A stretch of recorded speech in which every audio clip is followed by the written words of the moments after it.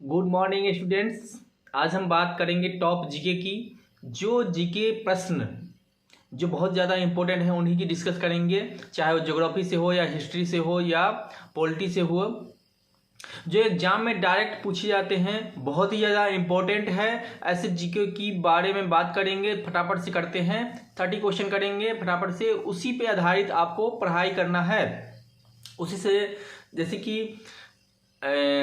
Superior झील कहाँ पर पड़ता है, तो यह क्या है, संयुक्त राज्य अमेरिका में पड़ता है। सविनय अवज्ञा आंदोलन में गांधी जी के बाद सत्याग्रह का नेतृत्व किसने किया था, तो सरोजिनी नायडू ने किया था। भारतीय संविधान में संसद के दोनों सत्रों का संयुक्त बैठक का प्रावधान किस देश के संविधान से प्रेरित है। संयुक्त बैठक का प्रावधान ऑस्ट्रेलिया से प्रेरित है और संयुक्त बैठक की अध्यक्षता लोकसभा अध्यक्ष करता है। बड़ी इंपॉर्टेंट क्वेश्चन है ये, बराबर एग्जाम में पूछा जाता है। भारत में उगाई जाने वाली अधिकतर कॉफी की किस्म कैसी है, अरेबिका है। भारत में कॉफी का उत्पादन अरेबिका सबसे ज़्यादा किया जाता है।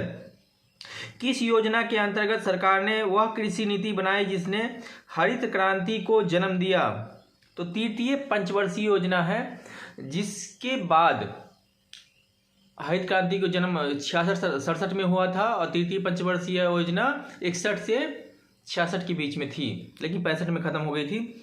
भारतीय संविधान ने भारत को किस प्रकार वर्णित किया है, एक राज्यों का संघ वर्णित किया है।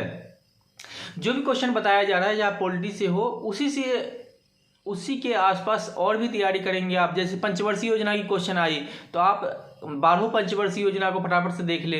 अगर आप झील की बातें आई तो झील से कितने गहरे झील है, सबसे गहरा झील कौन सा है, सबसे बड़ा झील कौन सा है, ताजे पानी की झील कौन सी है, इस तरह के क्वेश्चन जितने भी बनते हैं सब आप किताब में जाकर के देखेंगे।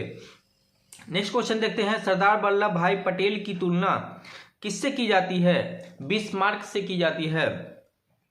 मौलिक अधिकार को लागू करने के लिए रिट जारी की जाती है, उच्चतम न्यायालय द्वारा और उच्च न्यायालय द्वारा रिट जारी किया जाता है अगर मौलिक अधिकारों का हनन होता है। यदि चैनल को अभी सब्सक्राइब नहीं किया है तो चैनल को सब्सक्राइब कर दे, वीडियो को लाइक कर दे, ज़्यादा से ज़्यादा शेयर कर दे। अभी बहुत सारा क्वेश्चन कराने वाले हैं। गांधी इन चंपारण पुस्तक के लेखक कौन है, दीनानाथ गोपाल तेंदुलकर हैं। और नेक्स्ट क्वेश्चन है, निम्नलिखित देशों में से किस देश में तकला मकान मरुस्थल किस देश में तकला मकान है, यह जो है कजाकिस्तान में है। मानचित्र बनाने के विज्ञान को क्या कहते हैं, कार्टोग्राफी कहते हैं मानचित्र विज्ञान बनाने की। मुद्रास्फीति के अंतर्गत क्या होता है, मुद्रा का मूल्य घटता है। राष्ट्रीय कृषि अनुसंधान प्रबंधन अकादमी कहाँ पर है, यह जो है हैदराबाद में स्थित है। वीडियो को पॉज करके एक जगह नोट कर ले और इसे बार बार याद करेंगे।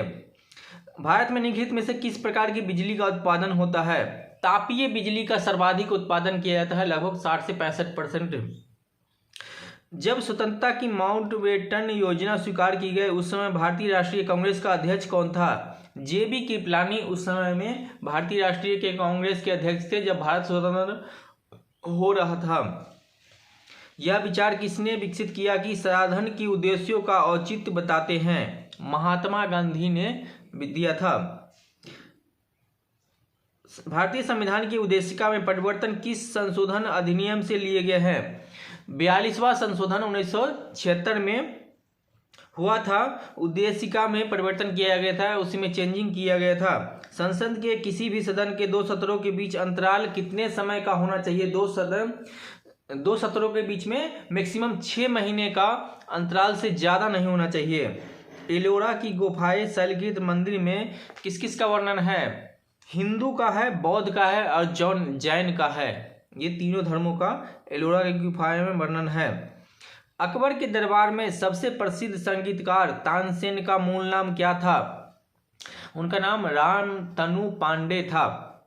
किस अधिनियम की महत्वपूर्ण उद्देश्य विशेषता प्रांतीय स्वतंत्रता थी, यह जो है भारत सरकार 1935 के जो अधिनियम थे उसमें प्रांतीय स्वतंत्रता पर बहुत ज़्यादा जोर दिया गया था।